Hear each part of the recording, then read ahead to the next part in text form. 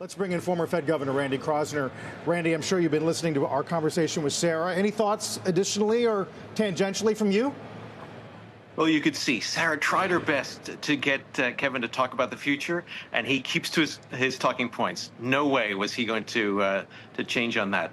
The bonhomie that you guys were just talking about is definitely there. That's very much Kevin's style. He's not a confrontational guy. He's a guy who tries to find connections. He almost always said, as so-and-so said, as so-and-so said. So it wasn't his idea. He was drawing on others. That's a good management technique. Even if that's what you want to get to and that's what you want, you draw on others. And that's exactly how he'll get people on board for all the reforms that he wants to do.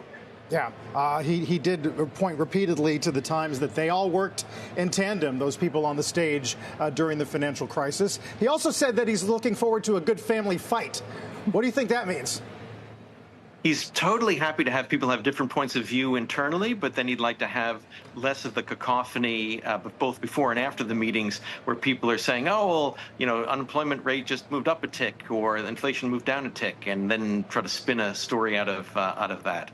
So very much open to the internal discussion, but once again, bonhomie will prevail. He'll be happy to hear what everyone has to say, but he'll have a clear point of view, and that's where things will go. One of the more interesting threads in that conversation was around AI, productivity, what it means for jobs. Warsh said that currently business surveys say AI is no big deal, but he expects 6 months from now the surveys will say something different. And then he cited the lump of labor fallacy.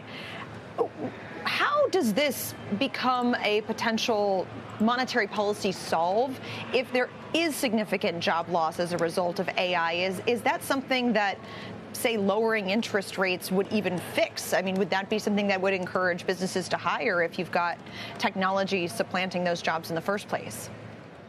As you could see, he's very much focused on that, and that's going to be one of the big picture themes. He wants to get away from the bumps and wiggles of, you know, this number came out and that number came out, to a much bigger picture. Here's the direction of the economy. Here's what I'm thinking about for the economy. I think that's why he'll like that phrase that Madame Lagarde used, that it's framework guidance, big picture thinking, not specific forward guidance.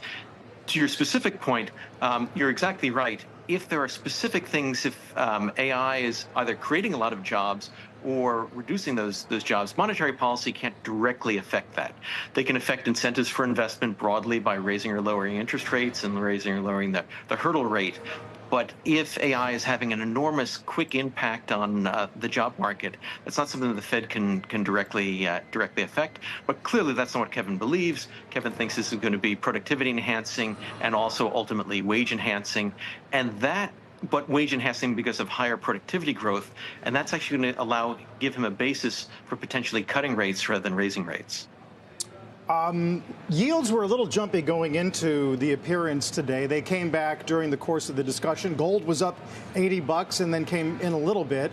We are going to get a jobs number tomorrow, 115, looking for 4.3. ADP was okay. I guess my question is, Randy, at this point, is good news or not? Well, that's exactly what Kevin wants to get to, because he said, don't focus on the Fed and think when the data come out, gee, the economy's doing well. Well, that means the Fed's going to step on the economy and crush it. He says, no, we want, if good news is good news, and the Fed will look at it as good news. That's what he's trying to convey and try to get away, and also get away from overreacting to one particular month's numbers. He talked about trends, and I think this big picture discussion of sort of AI, labor market, you could see he pivoted to talking about rule of law, those kinds of things. You're going to hear a lot more about that than you heard from Chairman Powell, and a lot less about, well, gee, we have to see how the job market evolves over the next 6 weeks.